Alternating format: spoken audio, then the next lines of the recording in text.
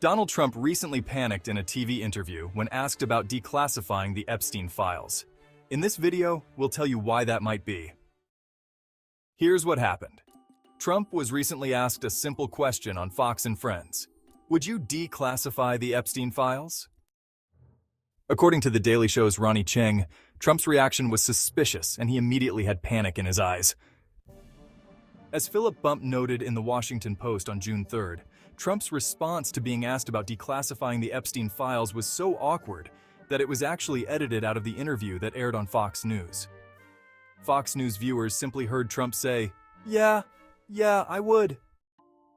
In the full interview posted on YouTube, Trump actually said, quote, Yeah, I would. I guess I would. I think that less so. Because, you don't know, you don't want to affect people's lives if it's phony stuff in there. Because it's a lot of phony stuff with that whole world. Cheng rightly ridiculed Trump's contention that he cared about anybody's reputation but his own, saying, this is the same guy who said Obama was born in Kenya and Ted Cruz's dad killed JFK. Now all of a sudden he's like, look, if you put inaccurate information out there, it can really destroy someone's reputation. Why is Trump so scared about the whole truth about his longtime friendship with Jeffrey Epstein coming out? It's already established that Trump flew on his sex trafficker friend's private jet at least 7 times. What's less well known is that Trump, a self-confessed serial predator, committed his worst sex crimes right in the vicinity of Trump Tower in New York City. Trump lived just a few blocks from Epstein's notorious New York mansion and was a frequent attendee at child sex parties there. Trump has been accused of having sex with many Epstein girls. In 2016, one woman accused him of raping her at Epstein's New York home in 1994 when she was just 13 years old. Trump also dated one of the girls Epstein groomed and raped for years as a teenager, after supposedly being introduced to her by Ghislaine Maxwell once she turned 20 in 1997.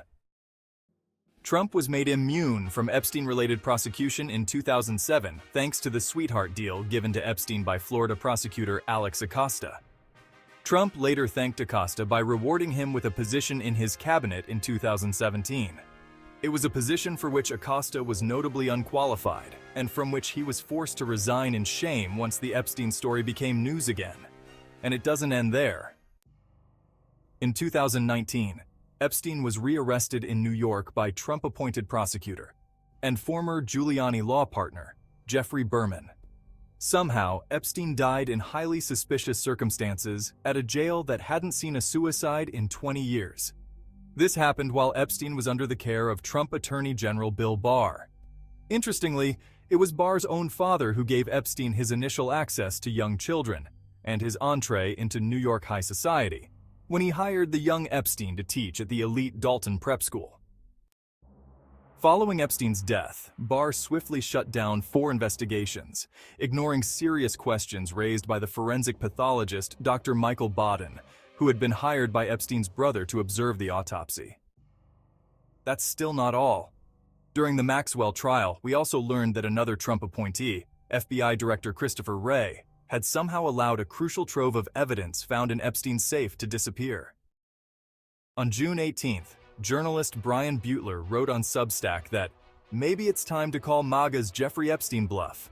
He pointed out that we don't have to wait for Donald Trump to release the Epstein files. Joe Biden could do it today. Because whatever the Epstein files might reveal, we know one thing for certain. Donald Trump is not just on the Epstein list. He's in the Epstein Hall of Fame.